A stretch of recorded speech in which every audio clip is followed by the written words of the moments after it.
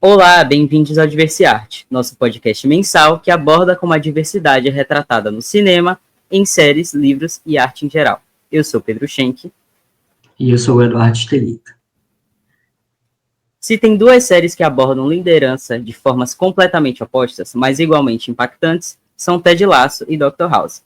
E é quase como uma batalha entre estilos de liderança, Ted Lasso versus Dr. House.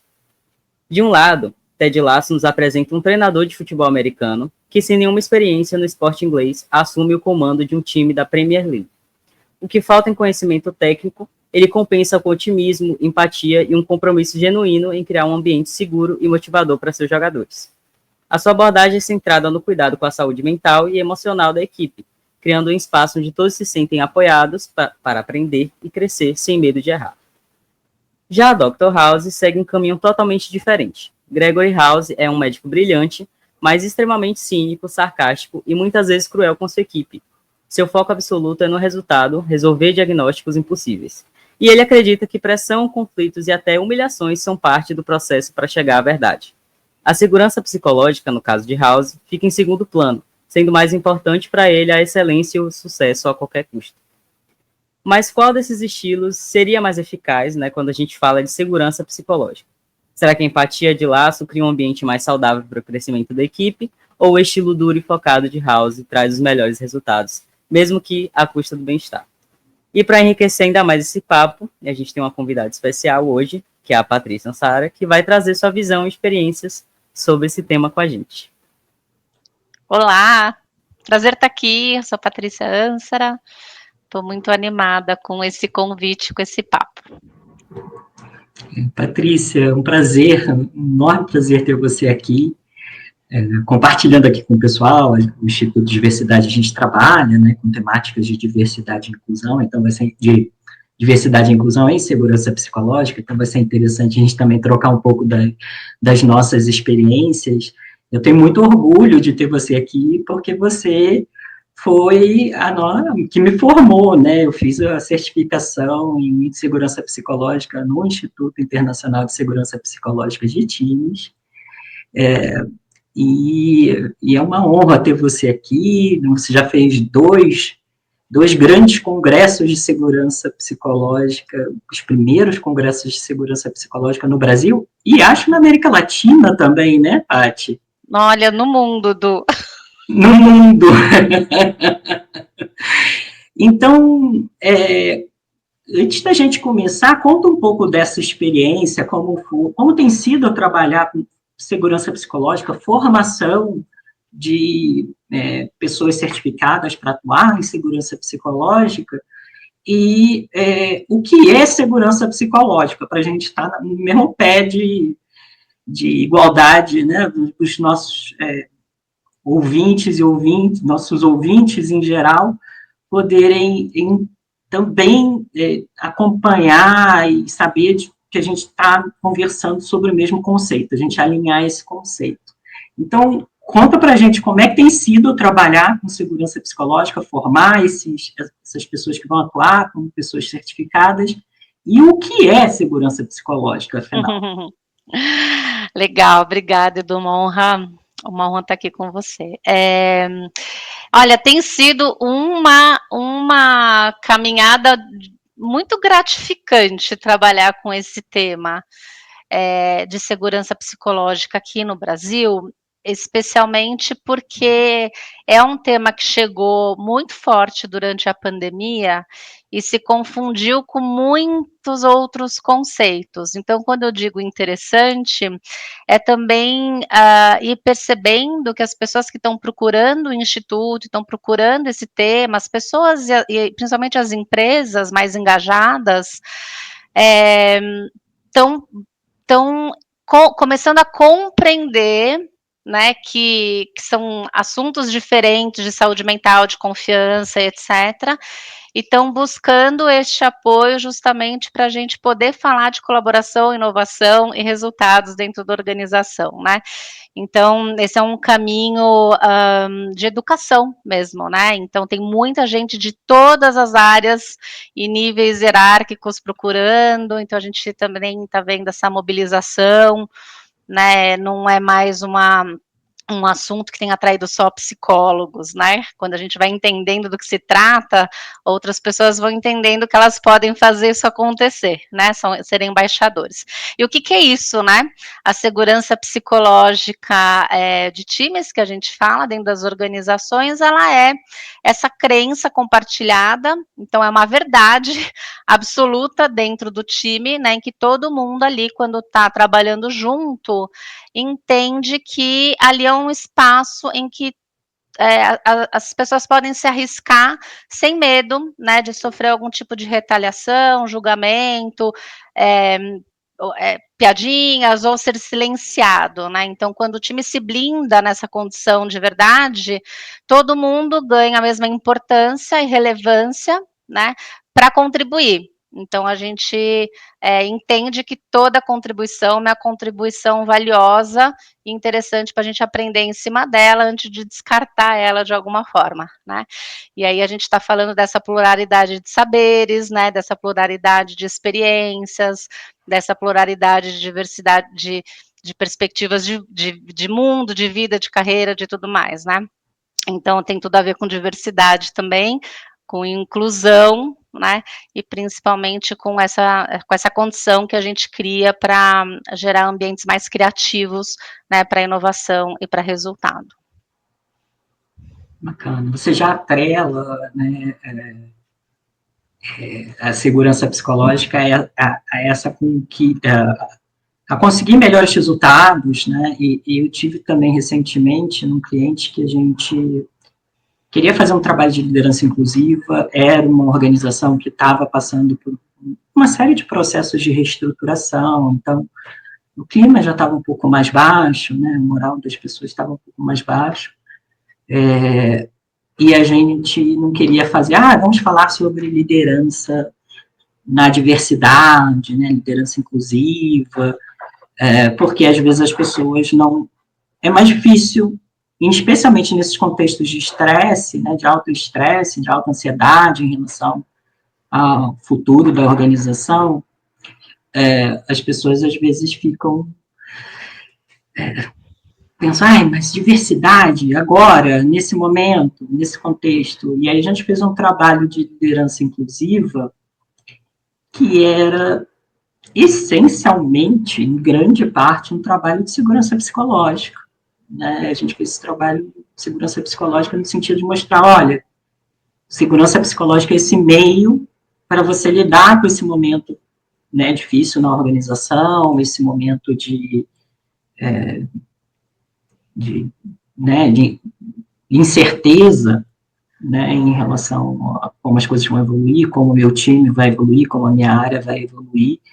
E foi muito bacana, porque a gente utilizou a segurança psicológica como também um vetor para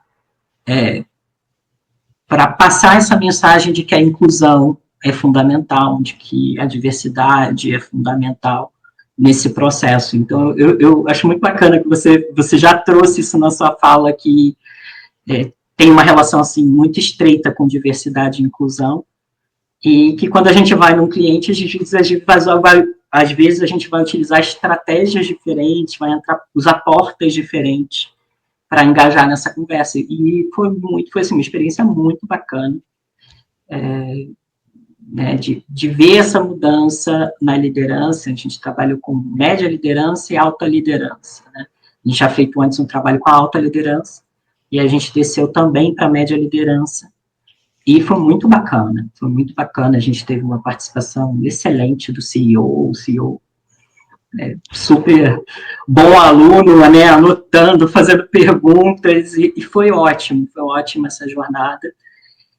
E eu acho que se eu tivesse dito, vamos falar de diversidade, liderança inclusiva, a gente provavelmente teria um outro grau de engajamento, um outro grau de participação, de priorização. A segurança psicológica foi um meio muito interessante para a gente reforçar essa importância da inclusão. Incrível. Bacana. Vamos falar um pouquinho das séries, né? Eu estou aqui pensando por onde a gente começa. Vamos falar um pouco dessa relação com a liderança direta, né?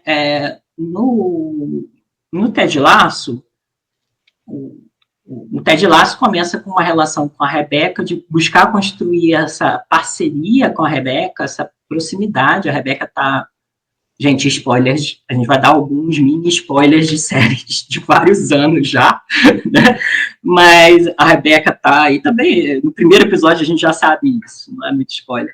A Rebecca, ela tá querendo que o time fracasse, o objetivo dela é que o time fracasse. E o Ted Lasso vai construindo essa relação, essa proximidade com a alta liderança, né, com a gestão direta dele.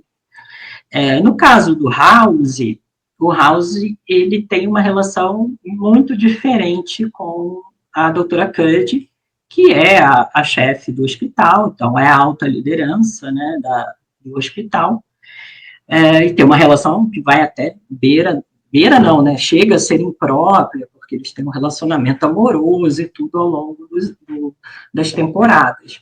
Mas é uma relação de quebra de confiança por parte do Dr. House constante, né? Não só de confronto com o que ela propõe, mas também dela dar uma ordem, tomar uma decisão, ele concordar com a decisão e depois ele ir por trás e quebrar essa confiança, né? E fazer outra coisa completamente diferente. Qual é o impacto dessa relação do líder com a sua liderança direta ou com a alta liderança da organização na segurança psicológica daquele time? A pergunta de $1 milhão.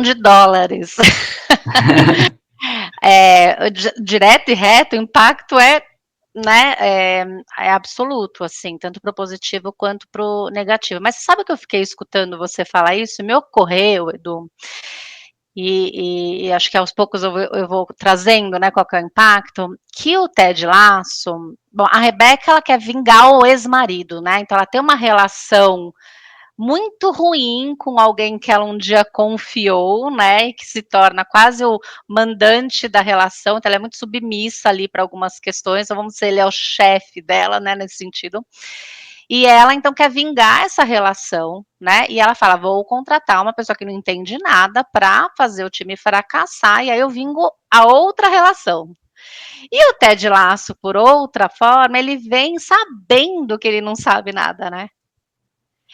E aí acho que esse risco que ele toma, da beleza do risco interpessoal, né, quando a gente fala da segurança psicológica, que é a gente tomar risco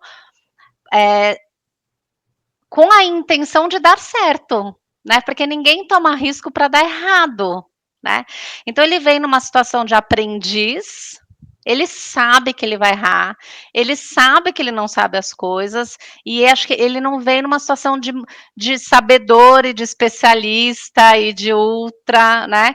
Então ele vem numa condição de curioso, ele vem numa condição de eu vou precisar fazer aliados, eu vou precisar que as pessoas me ensinem, né? Então, eu acho que essa mentalidade que ele vem, que é muito lindo, vai fazendo com que ele insista, né, intencionalmente, em criar essa conexão com a chefe, que é resistente em muitos momentos, né?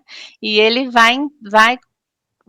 enfim, vai fazendo de um jeito, né, que leve, lúdico e por sabores sensoriais, né? E ela vai entendendo que ele é uma pessoa muito interessante, assim, legal, que vale a pena o voto da confiança, né? Então eu vou dar para você esse voto aí da confiança, né? E aí, a forma como ele vai se conectando com ela e vai levando para o time o que ele vai entendendo, ou ela vai falando para ele, e ele vai falando para o time, não sei, me explica, tenta isso, entra aquilo, né? E o time primeiro faz uma graça, depois se desconfia, mas acho que essa pureza, dessa intenção de eu tô aqui aprendendo, quem sabe são vocês, né? Eu sei nada, eu preciso de vocês, né? Eu sei, assim, liderar time, eu sei fazer outras coisas, né? Um pouco assim, não é explícito, né? Mas o Dr. House, ele não tem uma mentalidade de aprendiz, né? Ele tem uma mentalidade de ultra especialista, além de ser narcisista, né? Ele tem uma mentalidade ultra de especialista, de ser uma sumidade, ultra técnico, né? E que, enfim, ele não pode fraquejar para ele, né? É uma autocobrança, né? Então, assim, ele não pode não saber, ele tem que ser melhor que todo mundo, né? Ninguém é melhor que ele vem nessa condição, né?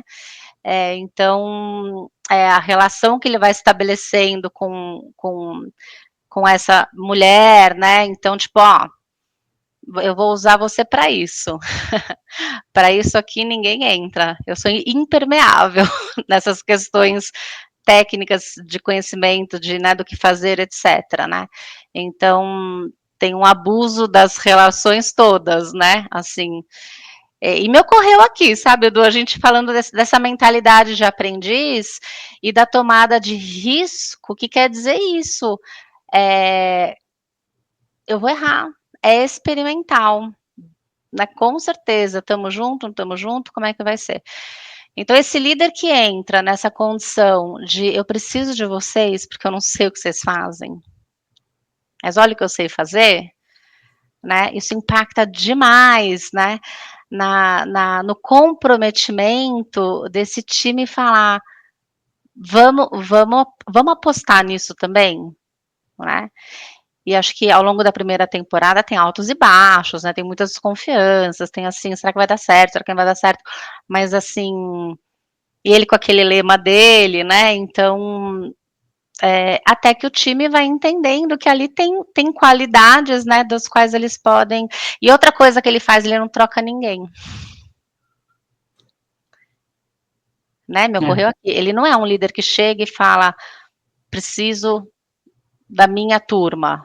Não, ele fala, essa é a turma que eu tenho, deixa eu conhecer cada um para poder entender quais são os talentos, né? E quem que é melhor em quê.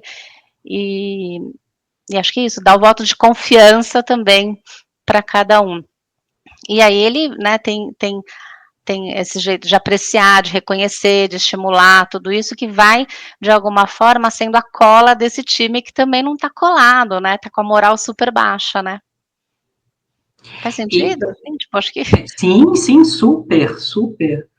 E eu fiquei pensando, você falou do lema, né, do Ted Lasso, que é o acredite, e eu me lembro que ao longo da formação você também tinha um lema, que era o confia no processo. É verdade, Edu. Voltando para essa questão da relação também, né, da relação com a alta liderança da organização, como você tem percebido no mundo, né, em que há muita desconfiança, que a gente precisa de resultado imediato, de que a gente de que às vezes, né, as altas lideranças têm pouco tempo, têm pouca atenção, como às vezes já tiveram experiências de, né, puxa, pegar um exemplo, né, de abraçar a árvore, né, vamos abraçar a árvore, vamos fazer isso daqui, vamos fazer uma brincadeirinha aqui, como você percebe esse processo, você atuando nas empresas e nessa jornada da liderança de construir essa confiança da alta gestão no processo, né, que a gente vê muito nessa construção da primeira temporada do Ted Lasso, que, por sinal, a gente também já falou sobre ela, já falamos sobre essa primeira temporada no episódio de masculinidade, lá atrás, né? Mas hoje a gente vai um pouquinho mais longe, que a gente vai falar também da segunda e da terceira temporada. Então, como você percebe essa confiança sendo construída no processo, trazer o believe, né, o acreditar do Ted Lasso, para você atuando dentro das organizações e para esse líder também buscando essa legitimidade da alta gestão, que às vezes está habituada a um modo de funcionamento mais imediatista, eu quero tudo rápido, eu quero informação super mastigada, não quero nenhuma explicação, eu tomo a decisão aqui, então como é que é esse processo? Nossa, acho que me vieram várias coisas na cabeça, assim, né, porque acho que primeiro tem líderes e líderes, né, Edu? Então acho que tem aquele líder que não sabe, mas quer aprender, né, então ele entende que do jeito que tá, não tá bom, né, mas ele não sabe por onde começar, e isso já é um caminho de muita abertura. Então, quando eu trabalho com esses líderes, a minha conversa com esta pessoa é de escuta o que as pessoas têm para te dizer, né, e maneja aquilo que você vai dar conta, aquilo que vocês não vai dar conta, e, né, e pede ajuda no que for necessário. E eu vou estar lá com você e o seu time vai estar lá com você, né. Você não vai fazer nada disso sozinho, né. Tem líder que não quer, tá, então ainda não entende o quanto que isso vai ajudar, porque está muito, muito imerso numa pressão e quase que não consegue olhar cenários, né, que sejam diferentes daquilo que está vivendo. Mas eu acho que em comum tem um aspecto de que, de alguma forma, essas empresas que estão absolutamente, né, só focada no resultado e tudo mais, e resultado é muito importante, a gente vai trabalhar para ter resultado também, né, para voltar e falar assim, nossa, a gente fez isso, olha que legal. Elas, acho que eu perdi minha linha de raciocínio, depois você corta, tá, Pedro?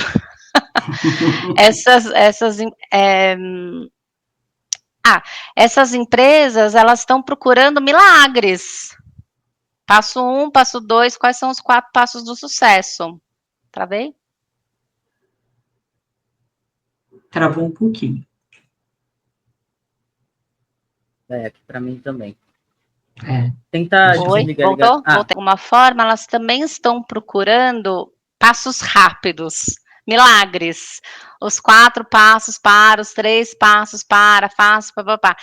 Então, quando eles percebem que pequenininhos passos já mudam o clima, já faz sentido, já alcança-se um resultado, né, eles ficam muito surpreendentes, surpresos, né, nesse sentido. Então, agora, Edu e Pedro, tem líder que sai da sala, não aguenta. Né? Quando a gente começa a falar alguma coisa do tipo, agora vamos escutar as ideias, ou quem sabe se a gente conseguir aqui ouvir todo mundo sem julgar, ou as pessoas, tem líder que fala, isso não existe aqui, aqui eu que mando e aqui eu que saio, né? E então nesse caso a liderança ela ocupa um papel fundamental, né? Então ela precisa querer saber. E pegando o gancho de associação livre, saiu uma pesquisa na Gallup a semana passada de que esperança, belief, esperança, né, acredite, é um das características que os colaboradores estão mais precisando dos líderes hoje em dia. Olha. Muito impressionante, né? Entrou no top 4, né? Hope. Então, a esperança, as pessoas estão precisando de líderes que falam, vamos tentar, vamos lá, vai dar certo, não sabemos no que vai dar, mas vamos experimentar junto, né? Tem times, por exemplo, que não caminham porque essa liderança não se dá bem com o superior, né? Com a pessoa superior, então não consegue, de alguma forma, filtrar, né? Isso acaba que repassa, né? Tudo para o time. Então, acho que tem muitas situações diferentes, sabe, Edu? Que eu tenho percebido, assim, mas normalmente quem busca para fazer um programa mais transformador, assim, está entendendo que isso vai ajudar o time a performar melhor, então vai trazer resultados e ainda assim vai ajudar na qualidade na qualidade das conversas, né, e das relações, sabe? Eu não queria ser muito repetitivo, né? Mas o que você acabou de falar, pensei em te perguntar, comparando assim o Ted Lasso, né? Porque ele tem esse cuidado emocional com o time, com as pessoas que ele trabalha. E o House já tem um comportamento mais frio e pragmático, né? E aí a minha pergunta seria, quando a gente pensa em segurança psicológica, você acredita que essa abordagem do House, apesar de ser mais rígida e mais fria em alguns aspectos, pode ser efetiva em determinados contextos, ou realmente é uma abordagem que não cabe em momento algum? Boa pergunta, Pedro. A gente precisa saber ser frio no sentido de assertivo e tomar decisões que são difíceis e impopulares dentro de contextos, sem desrespeitar, né? Sem humilhar, sem desvalorizar, né? O Dr. House, ele sabe tomar decisões frias e calculistas e assertivas sob pressão. É uma qualidade ótima que ele tem, mas ele faz isso de uma forma muito desajustada, né? Assim, tem uma desinteligência emocional ali, né, por trás. Então, ele erra absurdamente por questões pessoais dele, né, que ele traz, ele erra absurdamente ali na mão. Então, acho que isso conecta que quando a gente diz que segurança psicológica não é um lugar confortável, né, gostosinho, onde tudo pode acontecer, né, mas a gente precisa de líderes assertivos, a gente precisa de líderes que em algum momento vai falar, agora é todo mundo, quero ouvir, que ideias vocês têm, não sei fazer, o que vocês acham, que mais, o que a gente ainda não viu, enfim, e tem líderes que precisam falar, olha, a decisão é essa, tá tomada, né, e a gente vou precisar que a gente fique junto por conta disso, a gente se agarra em algo que é maior, e aí depois a gente pode conversar sobre os desconfortos, sobre tudo mais, mas agora a gente precisa ir, bora. Mas esse líder que faz só isso, tá criando um abismo, né, entre as pessoas. Então, o líder que sabe fazer isso, esse conectar, esse aproximar, né, não cria esse abismo, e quando essa pessoa é capaz de dar decisões ou, né, orientações assertivas e difíceis e impopulares, o time basicamente já está engajado, entendeu que naquele momento tinha que ser daquela forma, e depois vão conversar sobre isso, sabe? Então, acho que nenhum e nem outro, né? O próprio Ted Lasso, ele capota, né? Derrapa várias vezes, precisa tomar decisão e não consegue. Depois ele faz né, aquela rodada lá entre eles, né? O Bird, o assistente, o outro, né? Que ele chama aquela reunião de tipo, até uma descarga emocional, assim, né? Que ele faz, mas até que ele chegue ali, né? Ele capota, né, e tem pressão, e tem resultado, aí ele vai encontrando esse equilíbrio, né, ao longo do caminho. O próprio time fala, e aí? E aí, o que quer fazer? Por que você fez isso? Por que você pôs esse no campo? Por que você pôs esse no... Tirou? Por que você deixou embora, né, aceitar uma outra proposta? Como assim? Por que você perdoou o outro, né? Então ele dá umas derrapadas até que ele encontra ali o meio do caminho. Derrapar é normal, né, ser humano. Mas ele tem um time que fala, oi, não tá legal, vamos lá? É a demora do resultado, né? Também que dá essa balançada no pessoal. Por mais que em algum momento chegue no objetivo mais efetivo, demora. Como você falou, derrapa, cai, até chegar lá, tem um longo percurso.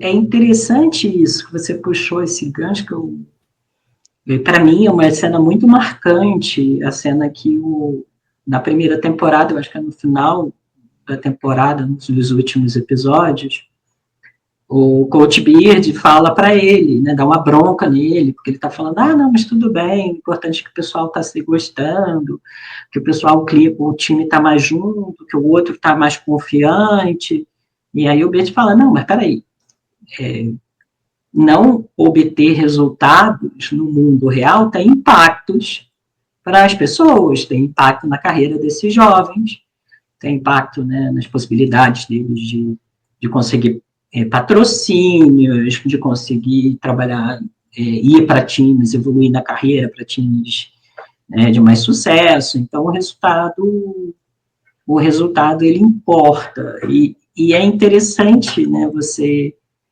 está trazendo esse elemento, né, de que o aceitar o erro, né? É aceitar que a gente está aprendendo, ter essa mentalidade de aprendiz, e também perceber que às vezes a gente vai muito nesse outro extremo, né? Que a segurança psicológica não é o oposto de resultados, mas que as pessoas às vezes quando estão aprendendo elas focam exclusivamente nesse clima no time e deixam de lado, podem deixar de lado, algumas pessoas podem deixar de lado os resultados, né? Então, eu acho que essa cena é um exemplo fantástico de segurança psicológica, porque o outro coach se sente seguro para falar, olha, acorda. Uma outra coisa que eu fiquei pensando aqui é um impacto do outlook, da visão de mundo. Aí eu acho que a gente pode incluir também das pessoas do time, não só do líder, da visão de mundo de cada pessoa, porque a gente tem dois personagens assim muito diferentes, né? O Dr. House é uma pessoa pessimista, uma pessoa que desconfia dos outros ou subestima a inteligência das pessoas, e uma visão muito negativa sobre a natureza do ser humano, e o Ted Lasso tem uma visão muito positiva, muito otimista da natureza do ser humano, e que também na segunda temporada a gente começa a mostrar que tem uns aspectos também de sombra nisso, né? Essa questão da positividade tóxica.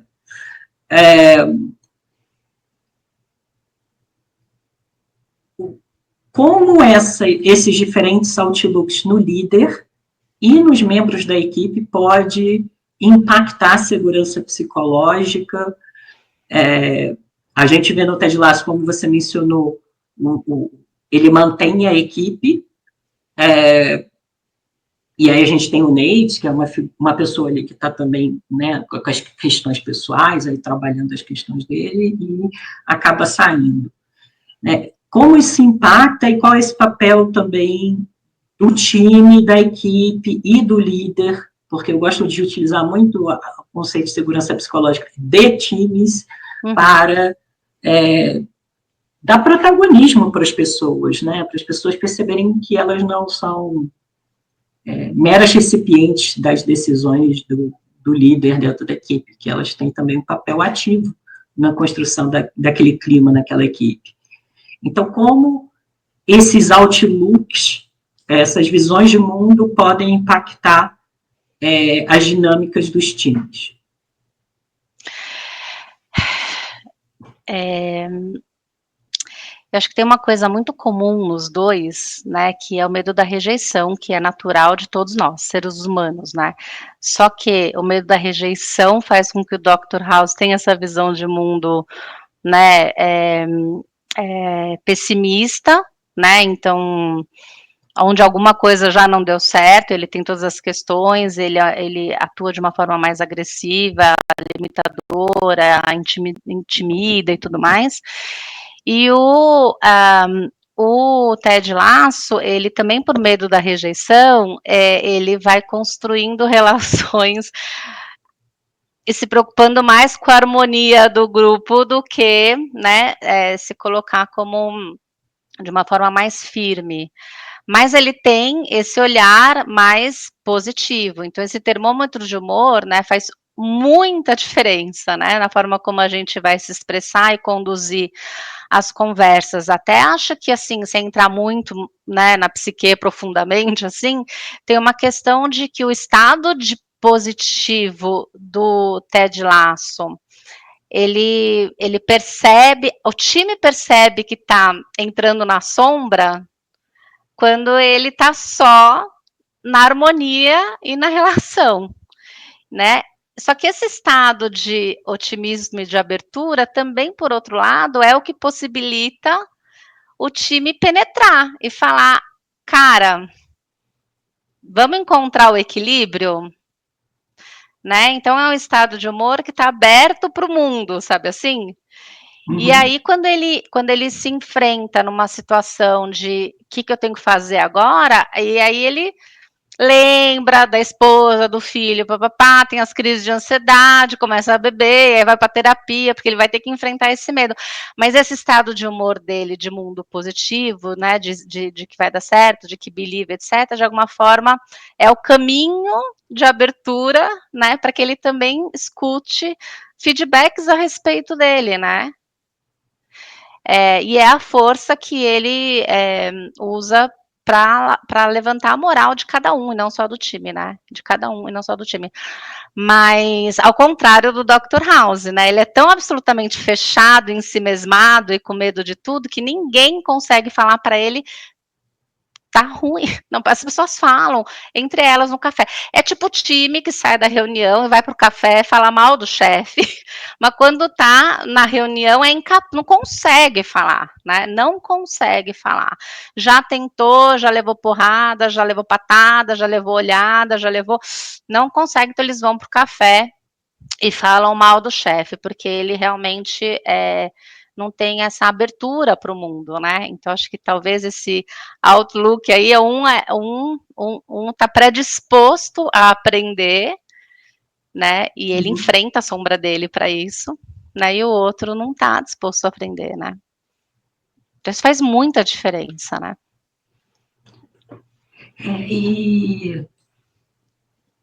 E aí eu acho que tem uma outra coisa que eu puxei um episódio que me marcou, né, do Ted Lasso, e teve um episódio que me marcou, e eu acho que marcou muito, é provavelmente o episódio mais visto, né, do House, o mais bem avaliado, que é o do... Gente, spoiler de uma série de 10 mil anos atrás. Gente, não viu? Vai atrás. Que é o do suicídio do Dr. Kuttner. Né? Como a segurança psicológica, né? Então o House ele tem pessoas que saem, tem o Dr. Forman, que a equipe está sempre naquela rotatividade, porque ele não consegue manter as pessoas ali, e aí tem aquele suicídio. Como a segurança psicológica pode ajudar a lidar com questões graves, né, de saúde mental, e que podem impactar todo mundo do time, como um suicídio ou como um burnout de um membro da equipe. Sinceramente, segurança psicológica não resolve tudo. Né? Ela é um modelo de funcionamento de times para aprender, inovar e gerar resultado. Eu acho que talvez uma pontinha da pontinha, porque assim, o seu líder é tóxico, segurança psicológica não resolve líder tóxico. O que o Dr. House fazia era abuso. Hoje a gente chama isso de crime, né? Crime, violência psicológica, abuso psicológico, assédio moral, isso é crime, não é coisa de segurança psicológica, né? Então isso é muito importante, né? E até pra gente, segurança psicológica resolve tudo? Não resolve, tem problema de ética, problema de comportamentos assim, tipo, não resolve. O que eu acho que a pontinha da pontinha, a gente pode fazer uma conexão, mas não é o caso que o Dr. House fez.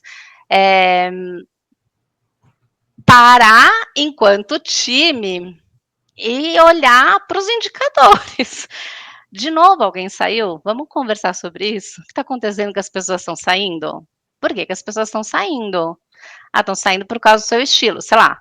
Ou então estão saindo porque estão com medo de falar, não estão se sentindo valorizado. Então, assim, conversar sobre isso. Ou está saindo porque recebeu uma proposta. Vamos conversar sobre a saída de um membro? Como que a gente está? Como que a gente se organiza? Que ideias vocês têm?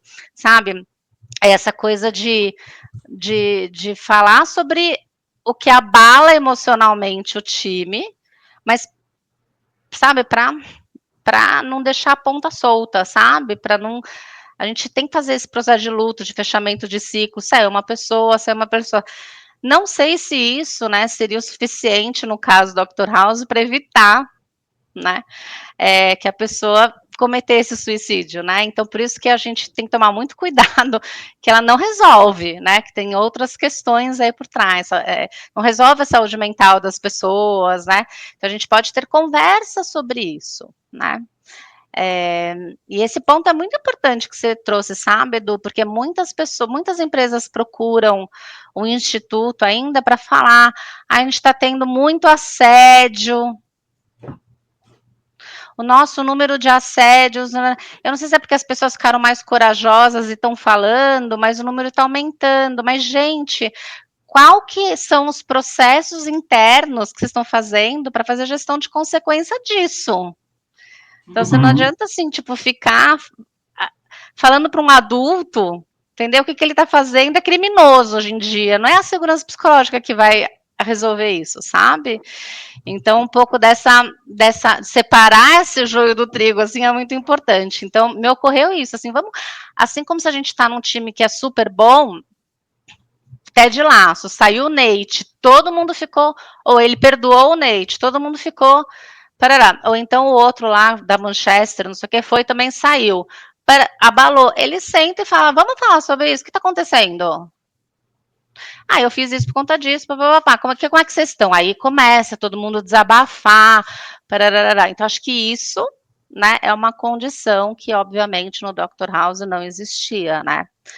Mas a gente não sabe se evitar, né, a pessoa de ter uma crise de ansiedade, um burnout, etc., né, cometer um suicídio. Não, eu não chegaria aí, sabe, Edu? É mais esse impacto no time, né? Como o time lida e como a segurança psicológica pode contribuir. Eu acho que você é o luto, vamos falar do luto. A gente perdeu uma pessoa. A gente perdeu um chefe que a gente adorava, porque depois de 15 anos ele foi para uma outra empresa. Vamos falar sobre isso? A gente está fazendo processo de reestruturação, né? Tem pessoas que vão ficar, tem pessoas que não vão ficar. Não vamos naturalizar isso, né? Semana seguinte a gente está num time que tá menos o Edu. Vamos falar como é que tá menos o Edu? Né? Semana seguinte a gente está numa reunião que tá menos o Pedro. Cara, vamos falar como é que tá isso dentro da gente, sabe? O que tempo que for, 2 minutinhos, 5 minutinhos, 10 minutinhos, né? Então, acho que é isso, né? É bacana que você trouxe também uma reflexão que eu, às vezes, percebo nas demandas, né, que a gente recebe, né, de prospect ou de cliente, né? Eu recebo demandas, vamos trabalhar vieses, em um contexto em que já existe práticas, né, racistas, LGBTfóbicas, criminosas, né? Vamos falar, gente. E aí você fica tipo, vieses é um trabalho para dinâmicas que ainda não estão nesse estágio de toxicidade, né? Então eu sinto que o conceito de viés, muitas vezes ele é utilizado como substituto para não falar o real problema, né? Que incrível. E eu tinha já essa percepção, antes de você falar isso, Patrícia, de que quando eu recebo assim, demandas, segurança psicológica, e aí o que vem como demanda é assédio moral, assédio sexual, né? E aí você também fala, olha, a gente precisa olhar os processos, não adianta tipo, vamos criar esse espaço seguro dentro do time, senão a organização está disfuncional, se os processos estão disfuncionais, se não existe uma gestão de consequência. Né? Mas como a gente trabalha muito com desenvolvimento humano, né, as demandas às vezes vêm nesse formato e uma forma é como se... E aí você me corrige se você também perceber isso. É como uma forma de evitar falar o problema. Né? Então, não vamos falar assédio moral, assédio sexual, até porque provavelmente pode gerar um risco de imagem para a organização, um risco trabalhista. Então, vamos falar de segurança psicológica. Não vamos falar de racismo, não vamos falar de LGBT, vamos falar LGBT-fobia, né? Vamos falar de vieses inconscientes. Você percebe isso também, às vezes, nas demandas? Mas super, super. Então, assim, as pessoas não falam dos problemas porque ficaram nesses 3 últimos anos cuidando de um espaço seguro. Acolhedor de escuta, né? Onde isso é muito importante, assim, acho que se tiver um espacinho eu queria falar. Eu não sei se a gente, brasileiro, ou mundo, acho que também nos Estados Unidos também, pelo que eu ouvi da galera do Google ali, se a gente está com preguiça de falar psicologicamente seguro, então a gente fala seguro, safe place, espaço seguro. E não é psychological safety place, né? Espaço psicologicamente seguro. Aqui no Brasil também, espaço seguro, espaço seguro. Espaço seguro, gente. Pensa no espaço seguro. Tipo, não tem risco. Tá tudo certo. Fica. Beleza? Então a gente foi criando espaços seguros. A gente pode falar, não pode mexer, não pode... E não é isso que a gente tinha que fazer. A gente tinha que ter criado espaços psicologicamente seguros para as pessoas se arriscarem, sair do conforto, falar.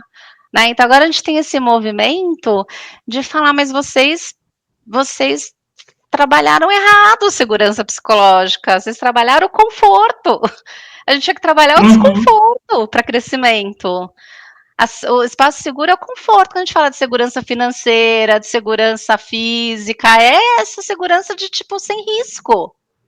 O que a gente quer é risco, risco para crescer, né? Então também tem essa questão de ajudar as pessoas que estão chegando e procurando, de falar psicologicamente seguro, para a gente tomar risco de crescimento junto. Não é espaço seguro, onde a gente não mexe para não tomar risco, sabe? Essa diferença. Então, acaba que tudo vai virando um escudo, e um escudo aqui é psicologicamente, aqui é um espaço seguro. Então, a gente fala de viés, a gente fala de espaço seguro, né? Vai virando risco, só que distorcido, né? Os conceitos estão distorcidos, o entendimento está distorcido, e aí a gente tem outro movimento de mentalidade, né, para fazer acontecer, sabe? Acho que esse é um desafio também, pelo menos do Instituto, imagino que o de vocês também. A gente tem, a gente encontra muito esse tipo de demanda, e aí eu sempre busco trazer, e eu busco trazer também quando eu estou nas intervenções, né? Falar, olha, gente, isso daí, aqui a gente não está falando do seguro no sentido de também da pessoa ter um assédio moral, um assédio sexual, a segurança no respeito, física, a segurança no emprego, exato. Né, a segurança emocional naquele espaço de você ter. Mas não falar de assédio é manter um espaço seguro. Não falar do assédio é manter um espaço seguro. Na verdade, o que a gente quer é que as pessoas falem, cara, tá errado aqui, vamos mexer nas coisas aqui dentro. Né? Esse risco do crescimento, né? Sabe, quando o Pedro vai trabalhar com vocês, quando faz a faculdade, quando você resolve fazer um podcast, quando a gente muda de trabalho, muda sabe, tudo isso é o risco do crescimento, né? E se a gente fala, vamos ficar quietinho, não vamos tratar das coisas, a gente tá... E aí, como a gente faz para mexer as pessoas? Porque ninguém gosta de mudança, né, Edu? Ninguém acorda e fala, oba, hoje eu vou mudar tudo, né? Então, assim, a gente precisa dessa mobilização por educação mesmo, né? Repetição e frequência, sabe? Olha, viés consciente é isso, assédio é isso, psicologicamente seguro é isso, espaço seguro é isso, sabe? Bacana. Eu discordo, o Pedro adora uma mudança, o Pedro gosta de mudança, né, Pedro? Que ótimo, né? Que continue com essa mentalidade de crescimento, porque as mudanças geram isso, né? Do nada, Edu, tive uma ideia, vamos fazer tal coisa. Mas então eu ia até falar da minha experiência pessoal, né? Vocês estavam falando e eu estava pensando nisso, porque eu já tive algumas experiências bem desconfortáveis de ter alguma ideia, de não ter essa abertura, de já ter o receio de propor alguma coisa e aquilo já ser interpretado negativamente, né? E em contrapartida, dou um exemplo mesmo do Instituto, de me sentir confortável, de chegar, olha, Edu, tive uma ideia, e aí? Mesmo se ele fale, não sei, não acho que seria bacana essa, mas aí ele chega e fala, mas e se a gente fazer tal coisa? Aí já não dá uma sensação de, não gostou, odiou, eu sou um lixo e tudo que eu falo é ruim, né? Porque dependendo da forma como você dá esse retorno, a pessoa pode interpretar de qualquer ideia que ela tem é ruim, que ela não deveria falar e sentir receio se tiver uma próxima, não vai querer dizer, porque a pessoa já abordou com agressividade, né? A gente falando do Dr. House. Muito provavelmente, numa vida real, qualquer pessoa que falasse qualquer coisa, ele ia acabar com a pessoa, né? Então, já não tinha uma abertura, né? O time às vezes nem queria falar nada. Agora, se você tem alguma ideia, se você tem alguma questão, às vezes até pessoal, que você quer sentar, conversar, ver como que pode lidar com aquilo no trabalho, e você sabe que depois daquela conversa, nada de negativo vai te acontecer, porque você tem, pelo contrário do que você falou, né, não é exatamente um espaço seguro de não podemos falar sobre isso aqui, e sim podemos falar sobre qualquer situação e não pense que uma bomba vai explodir na sua vida a partir daquilo. Você consegue se sentir mais confortável. E eu que tive essas duas experiências, é outra coisa, assim, tipo assim, como assim você, sei lá, não vai, eu não sei outro termo, mas tipo assim, me castigar porque eu fiz tal coisa, ou porque eu falei alguma coisa, né? Você se sente Ignorar, melhor. silenciar, né? São Exato, reações, né? ignorar. E falando pessoalmente, eu me tornei uma pessoa até mais positiva, eu diria. E tenho mais vontade de falar. Eu não sei se o Eduardo lembra como eu era antes, eu acho que eu era muito para dentro. Ficava muito com vergonha, com receio de falar, de. Tipo assim, eu esperava ele dizer primeiro para ver o que eu falava depois. É realmente uma coisa da vida, né? De outros acontecimentos comigo. E aí, hoje em dia, eu me sinto mais confortável de falar. Eu até falo, nem sei se essa ideia aqui tá boa, mas vamos ver, porque eu sei que a partir dali ele vai desenvolver. Não vai ficar só, não gostei. Tá, não gostou do quê? O que, que a gente E faz? Pedro, isso que você está trazendo é tão importante, eu acho que me conecta com um ponto fundamental do conceito da segurança psicológica, que é sobre reação. Ao longo do tempo, e a gente vai escutando de mercado e artigos, todo mundo, né, agora é expert em tudo, né, vocês sabem. Então, tá fácil, né, a gente ser expert em tudo. A gente foi reduzindo, pelo menos o meu trabalho foi sendo reduzido a falar sobre erros, a trazer ideias, e não é sobre, isso é muito importante, não é sobre o movimento individual. Tem nada a ver sobre o movimento individual, tem a ver como as pessoas vão reagir àquilo que você vai trazer. Então, o fato desse exemplo que você está trazendo, do Edu falar, vamos, né, que, talvez não isso, mas e se isso? Aí você vai construindo, vocês vão construindo outra coisa junto. É diferente se ele tivesse falado, chega de ideia por enquanto, que a gente está cheio de coisa para fazer, sei lá. Você ia segurar, né? Você ia segurar, não foi nem intenção dele te silenciar, mas vamos supor, o jeito que reage. Então, quando o grupo reage de uma forma não positiva em relação àquilo que está sendo dito, que pode ser um desconforto, uma ideia, um erro, um papapá, a pessoa não vai trazer de novo, é ponto. Então, não é sobre eu levar, não é sobre falar de erros, é sobre a gente ajudar o time a reagir positivamente àquilo que está vindo. É causa e efeito, ação e reação, já dizia Newton lá atrás. Toda ação tem uma reação, é isso. É sempre sobre reação, não é sobre a intenção pessoal.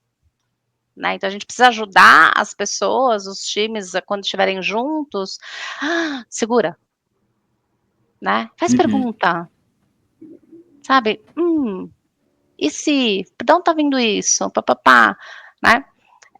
A reagir com curiosidade e positividade diante daquilo que está vindo. Nem que seja, obrigada por trazer essa ideia, mas agora a gente precisa focar nisso, segura, semana que vem você traz, sabe assim?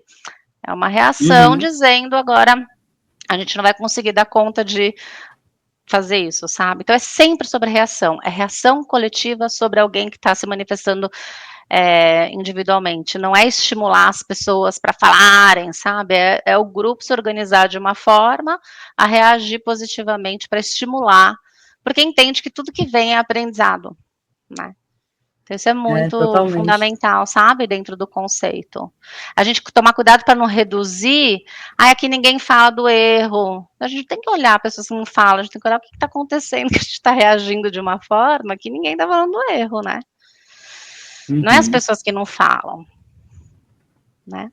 Nossa. E Obrigada eu por acho trazer, que muito você bom. trouxe também um ponto assim, fundamental na minha jornada de crescimento na relação com o Pedro, também de quando eu recebo uma ideia, uma proposta, entender, olhar para tipo, como eu estou me sentindo aquele dia, o que estava acontecendo, que é um dia que você pode ter tido um dia ruim, uma série de coisas, mas também refletir sobre o canal. Eu tenho feito, eu não sei se você percebeu já, Pedro, eu tenho feito essa coisa também de, às vezes, falar, olha, deixa eu pensar um pouco mais sobre isso, a gente volta numa outra reunião. O Pedro, uma semana passada, ou semana retrasada, veio com uma ideia, e aí eu falei, cara, se eu reagir aqui no WhatsApp, né? Aí eu falei, se eu reagir aqui no WhatsApp, a gente... Eu pensando, né? Não disse tudo isso, mas eu pensando, se eu reagir aqui no WhatsApp, pode ficar muito sim ou não. Vamos marcar uma conversa para a gente aprofundar. Então, a gente também, nessa reação, refletir sobre o canal, qual é o canal que a gente vai utilizar, vai ser áudio, ainda mais hoje em dia, né? É áudio, é e-mail, é WhatsApp, conversa normal, é uma reunião, é sentar para conversar fica um pouquinho mais difícil, porque eu estou em São Paulo e em Salvador, pessoalmente, mas é você ter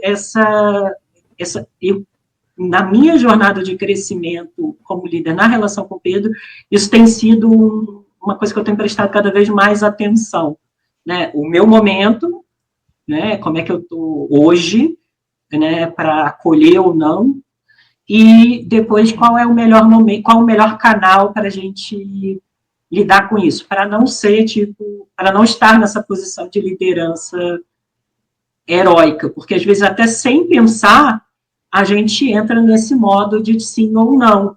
Sim. E eu acho que pode ser muito mais enriquecedor para a conversa a gente sair desse sim ou não e sentar e vamos conversar. Às vezes não, às vezes é prático, né? Mas quando a gente está lidando com novas ideias, com novos inputs, coisas diferentes, a gente poder estar nesse sim ou não. E eu acho que outra coisa fundamental da segurança psicológica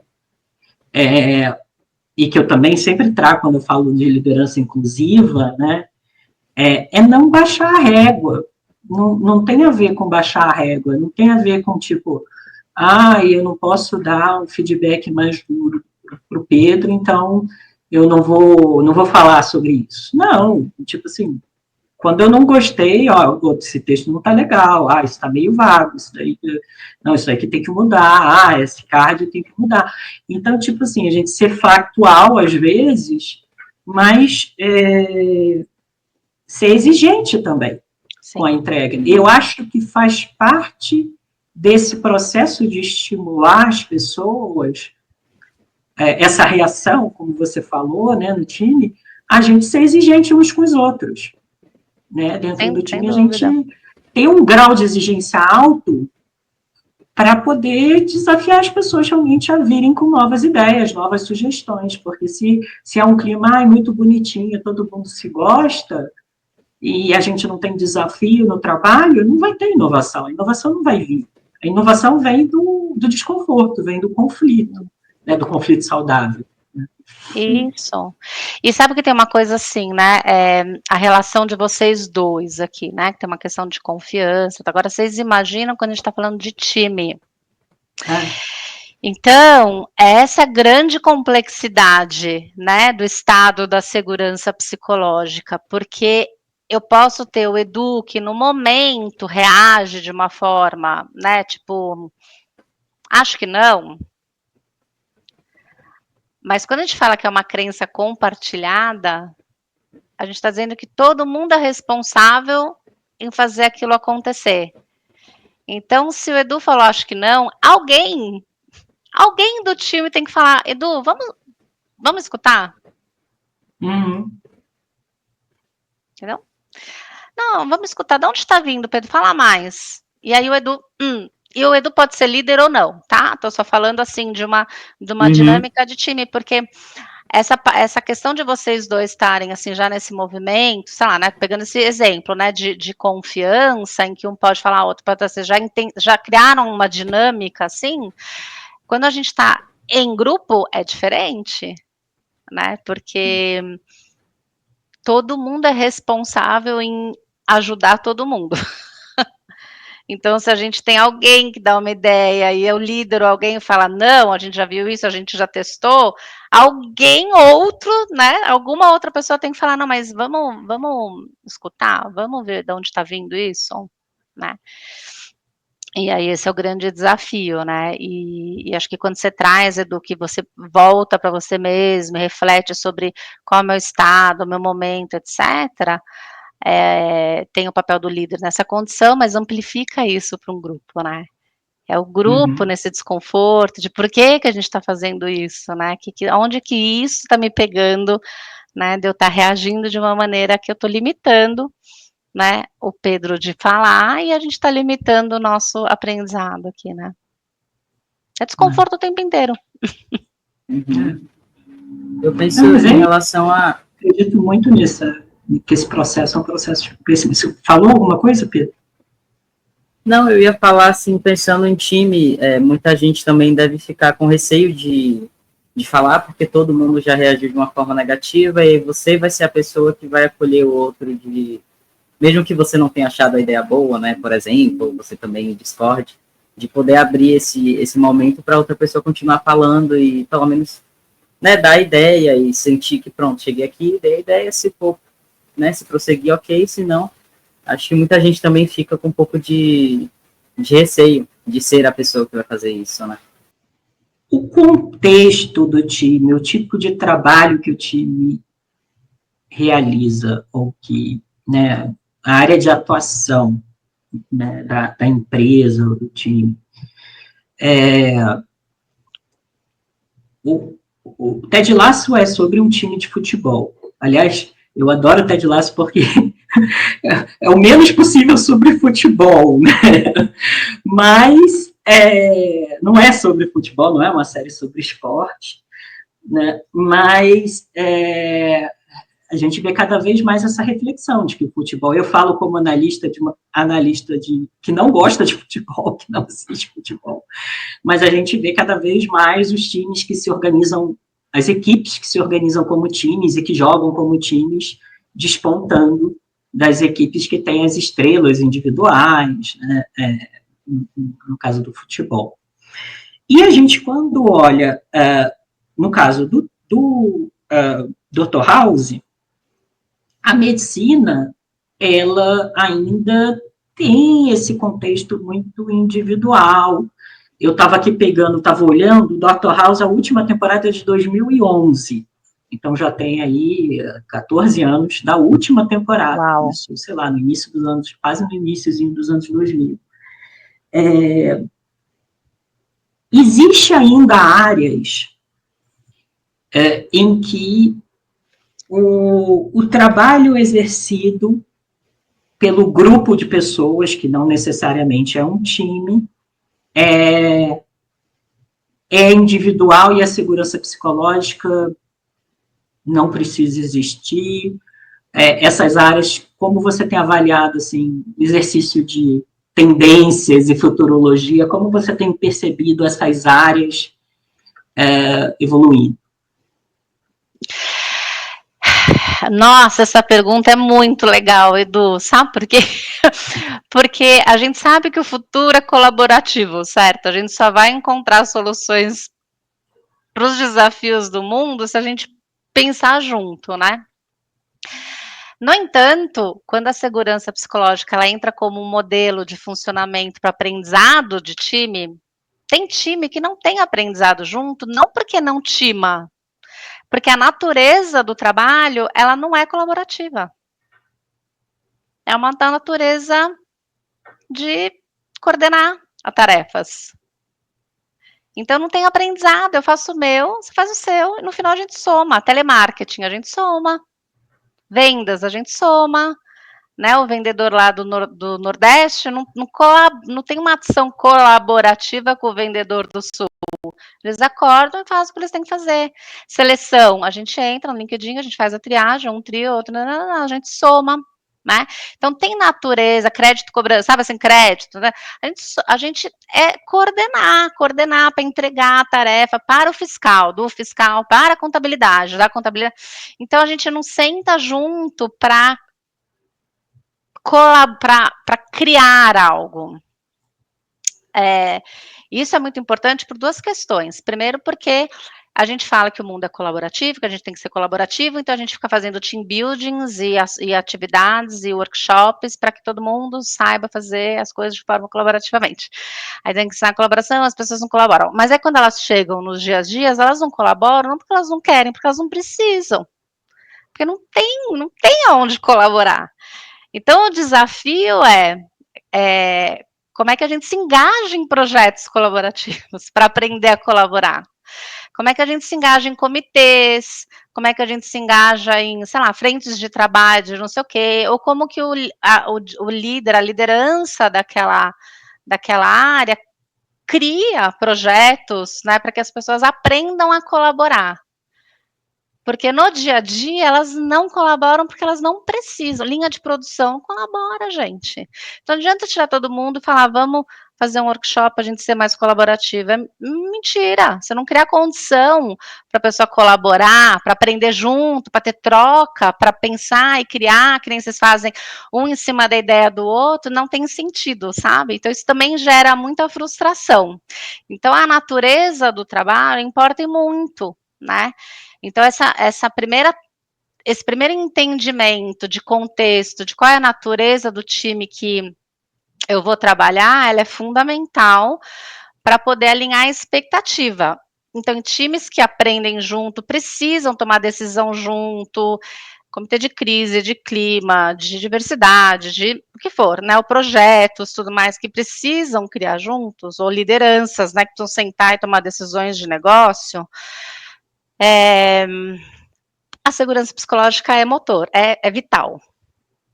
É vital, senão esse time não vai colaborar, não vai chegar às melhores soluções juntos, né? Vão ter 2 ou 3 que vão falar ali e os outros não, sei lá, por exemplo, né?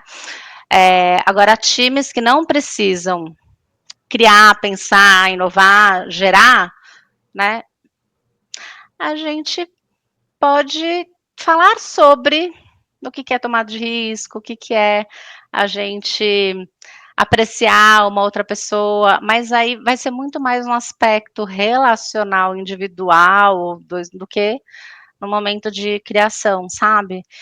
E então, essa é muito importante isso, porque a depender do nível de aprendizagem que se cria dentro do grupo ou da natureza do time, eu não preciso nem falar de segurança psicológica. E isso é uma coisa tipo, oi?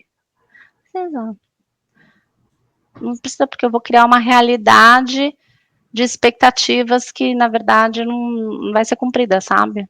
Um imaginário, né, de colaboração que não precisa nesse momento, né? Bacana. Então, por exemplo, na certificação... Desculpa. Fala? Não, na certificação, né, é muito comum as pessoas trazerem, além... mas é um time assim, a gente não conseguiu desenvolver, não conseguiu porque a natureza desse time que vocês estão pensando é uma natureza de tarefas independentes. Então, por isso que é difícil pensar em como eles vão virar colaborativos, né? Dicas para quem quer aprender como fazer e como não fazer.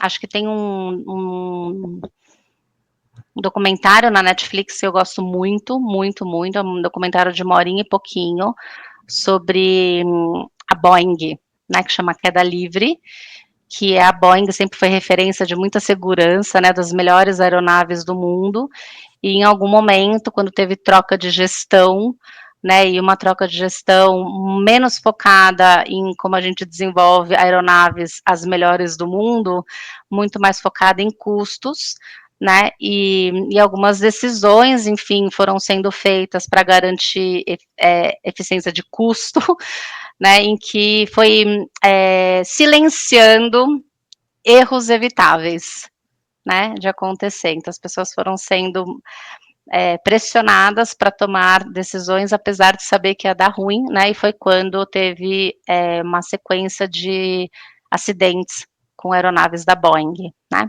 inclusive eles falam sobre segurança psicológica nesse documentário, então ele é muito incrível, chama Queda Livre. Entre outros, vou seguindo? Vai seguindo, vai seguindo. Vou seguindo, acho que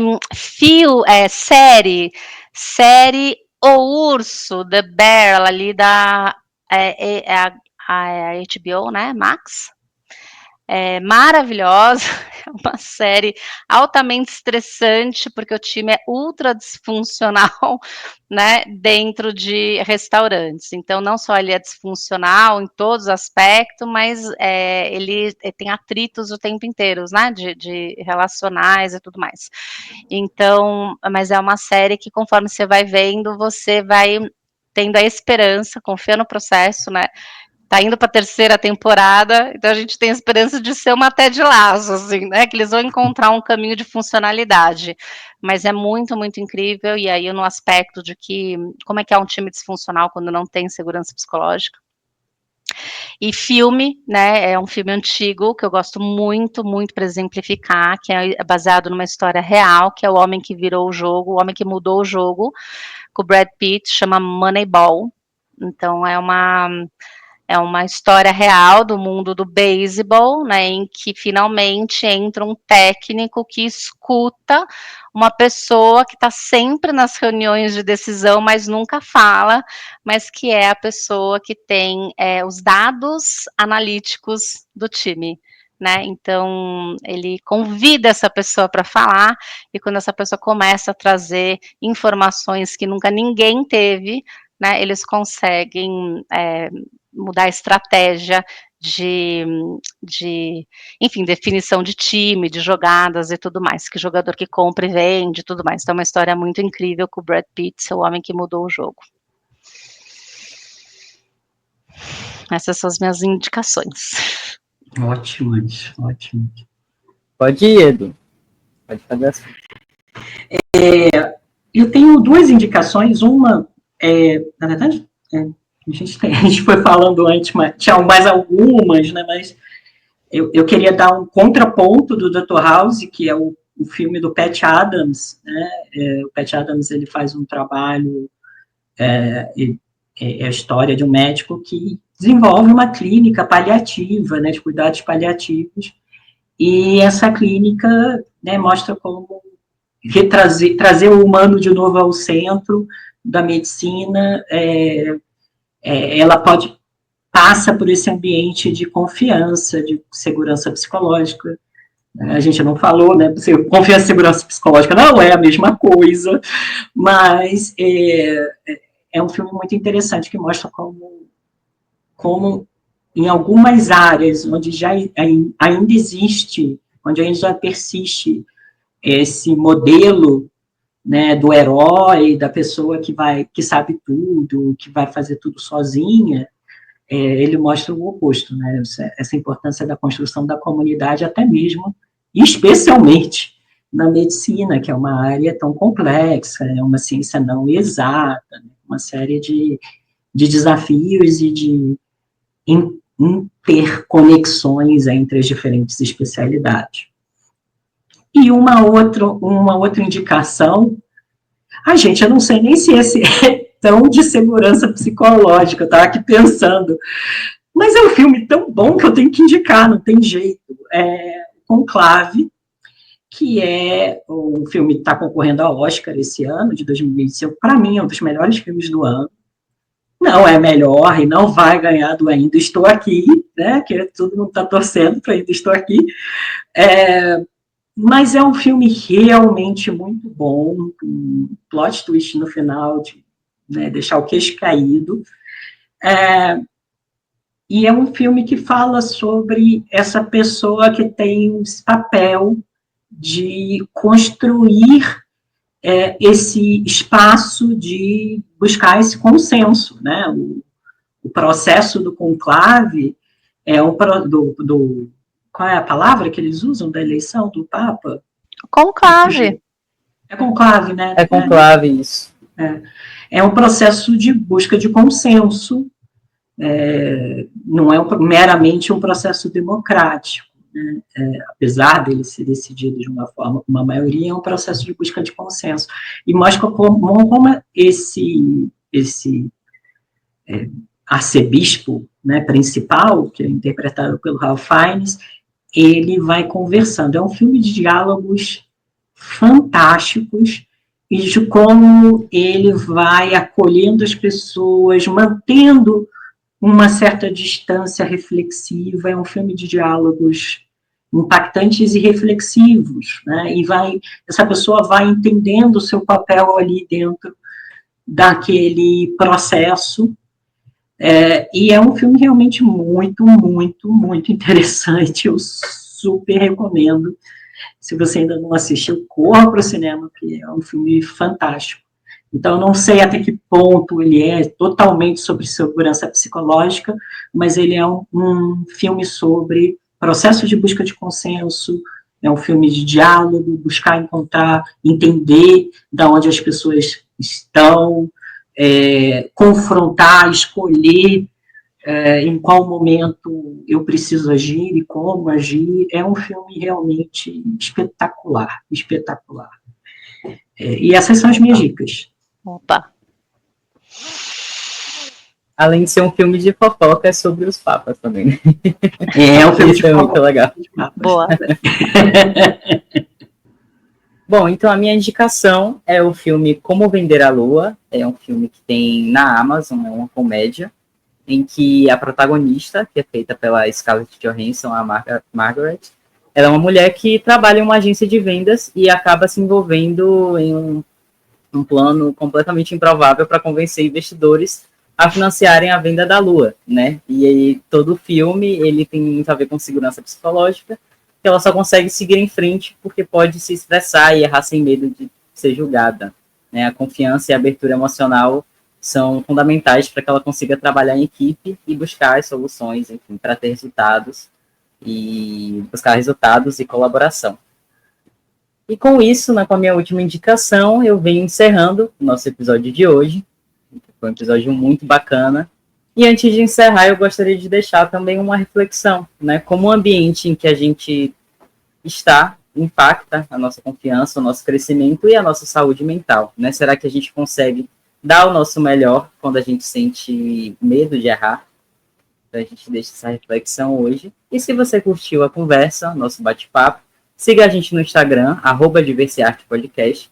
E não se esqueça que se você estiver no YouTube, deixe o seu like e se inscreva no canal. E no Spotify, aproveite para nos seguir e ativar as notificações para não perder nenhum episódio. Também estou aqui para agradecer, também quero agradecer a contribuição da Patrícia hoje, que foi maravilhosa. Foi um episódio muito legal, um dos episódios mais legais, inclusive, eu acho. E, enfim, nossa conversa fluiu bastante. Obrigado e obrigado quem escutou a nos acompanhar e até o próximo episódio com mais conversas sobre diversidade e arte.